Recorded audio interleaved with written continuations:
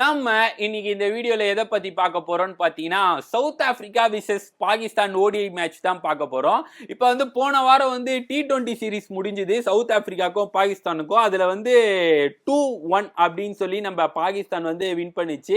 First மேட்சே south Africa win பண்ணோனே சரியான கலாய்ச்சி விட்டாங்க. Social மீடியாலும் செம்மையா திட்டி விட்டாங்க. பாகிஸ்தான் ஃபேனும் செம்ம டென்ஷன் ஆயிட்டாங்க. என்னடா T20ல இப்படி ஃபர்ஸ்ட்ல இருந்தீங்க இப்படி ஆறீங்கன்னு சொல்லி ரொம்ப பயங்கரமா பாகிஸ்தான் பிளேயர்ஸ் எல்லாம் பயங்கரமா செஞ்சாங்க பாகிஸ்தான் ஃபேன்ஸ். அதனால டென்ஷன் ஆயிட்டு நல்ல கோச்சிங்லாம் நல்லா பண்ணிட்டு நல்ல பிராக்டிஸ்லாம் எடுத்து அந்த T20 சீரிஸை வெற்றிகரமா பாகிஸ்தான் ஜெயிச்சிட்டாங்க. ஸோ ஓடிஐ மேட்ச்ல நேற்று நடந்தது south Africa versus Pakistan. So அதுல ஃபர்ஸ்ட் சவுத் ஆப்பிரிக்கா பேட்டிங் ஆடிச்சு. உண்மையிலேயே நல்லா பேட்டிங் ஆடினாங்க நம்ம பிரிட்டோரியஸும் டிகாக்கும். ஆக்சுவலா மோஸ்டா எந்த சேஞ்சஸும் இல்லை. T20ல என்ன இருந்தாங்களோ ஒரு 90% ஓடிஐல தான் அந்த பிளேஸ் தான் ஆடினாங்க. ஸோ ஓப்பனிங் பிரிட்டோரியஸும் நம்ம டிகாக்கும் ஆடினாரு. நல்லா சூப்பரா ஆடினாங்க ரெண்டு பேரும். ஓப்பனிங்கும் பவர் பிளேல 100 பார்ட்னர்ஷிப் பண்ணிட்டாங்க. நல்லா செம்மையா பிளே பண்ணாங்க. டிகாக் தான் 2 வருஷம் கழிச்சு நல்லா சூப்பரா ஆடினாரு. 63 ரன் அடிச்சாரு. அதுக்கப்புறம் பிரிட்டோரியஸ் அவுட் ஆயிட்டாங்க.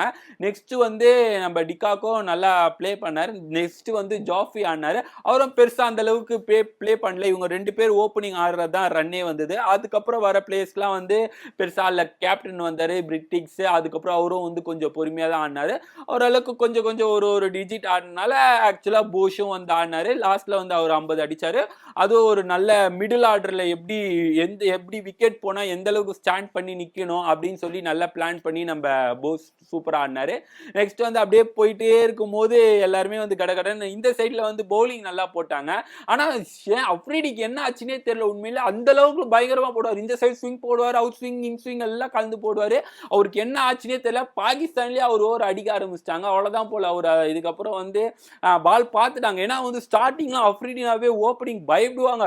ஃபர்ஸ்ட் ஓவரே போடுவாங்க. இன்ஸ்விங் அவுட் ஸ்விங்லாம் போட்டு ஒரு மாதிரி ஃபர்ஸ்ட் ஓவரே விக்கெட் எடுத்துறாரு. ஏன்னா அவ்வளவு நல்லா போடுவாங்க. ஆனா இப்பெல்லாம் என்ன ஆச்சுன்னு தெரியல. அந்த இது பார்த்துட்டாங்களா இல்ல ஸ்விங் ஆகலையா இல்ல கை போயிடுச்சா என்னன்னு தெரியல. அவர் ஒரு செம்மையா அடிக்க ஆரம்பிச்சிட்டாங்க. ஹரீஃப் ரஃபோ இருந்தாரு. அவரும் நல்லா போட்டுருந்தாரு. இவங்க 3 ஸ்பெல்லும் சூப்பரா இருக்கும். இப்ப போயிடுச்சு பெருசா. ஹரீஃப் ரஃபோ இல்லனால டீம்லயே சேர்க்கறது இல்ல. நசீம் ஷா தான் ஓரளவுக்கு நல்லா போட்டிருக்காரு. அவரு நல்லா நேற்று சூப்பரா பிளே பண்ணாரு. அதுக்கப்புறம் நவாஸும் நல்லா போட்டாங்க. நல்லா ஓரளவுக்கு போட 262 ரன் அடிச்சிட்டாங்க. இவங்க 223 அடிச்சா வின்னுன்ற மாதிரி பிளே பண்ணாங்க நம்ம பாகிஸ்தான்ல ஓப்பனிங்கே ஃபர்கானும் சூப்பரா ஆடினாங்க. அதுக்கப்புறம் ஹயூப் ரொம்ப நாள் கழிச்சு ஆடுறப்ப ஹயூப் நல்லா அவரும் நல்லா பிளே பண்ண. இந்த டீம்லயும் நல்லா ஓப்பனிங் ஆடினாங்க. பாகிஸ்தான் டீம்லயும் நல்லா ஓப்பனிங் ஆடினாங்க. சூப்பரா எப்படி ஓப்பனிங் ஆடணும், எப்படி எந்த டைம்ல பவர் பிளேல ஆடணும் அப்படின்னு சொல்லி ரெண்டு டீமும் சூப்பரா ஆடினாங்க. அதுக்கப்புறம் இவங்க ரெண்டு பேர்ல ஒருத்தவங்க ஃபர்கான் அவுட் ஆயிட்டாரு. அதுக்கப்புறம் நம்ம பாபர் அசாம் வந்தாரு. பாபர் அசாம் என்னன்னு தெரியல. இந்த ஜிம்பாப்வே அதுக்கப்புறம் இந்த பங்களாதேஷ் இந்த மாதிரி டீம்ல தான் போட்டு சம்மடி அடிக்கிறார். மத்த எதனா பெரிய டீம் வந்தாலும் சரியாவே ஆட மாட்டாரு. அந்த டீம்னா வச்சுக்கோ ஏகப்பட்ட ரன் அடிச்சிடாரு.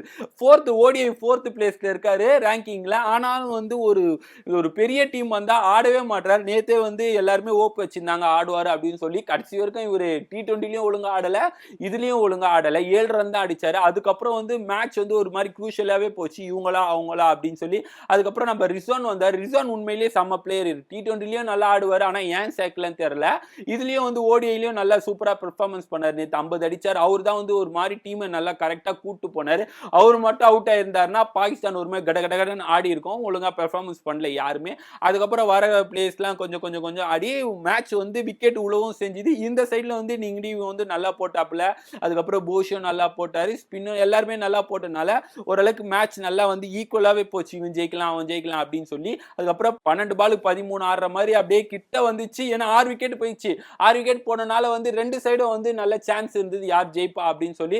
ஓரளவுக்கு கிட்ட போனா லாஸ்ட்ல 6 அடிச்சோடனே அப்படியே மேட்ச் பாகிஸ்தான் சைடு திரும்பிச்சு. 6 பாலுக்கு 4 அடிக்கும் போது 3 ரன் 2 ரன் ஓடி எப்படியோ பாகிஸ்தான் வின் பண்ணிட்டாங்க. நவாஸ் நல்லா பிளே பண்ணார். லாஸ்ட் டைம்ல எப்படி பிளே பண்ணமோ அதுக்கேற்ற மாதிரி பிளே பண்ணி நல்லா பிளே பண்ணிட்டார். நல்லா விளையாடிட்டாரு. ஸோ ஃபர்ஸ்ட் மேட்ச் பாகிஸ்தான் எப்படியோ ஜெயிச்சிச்சு.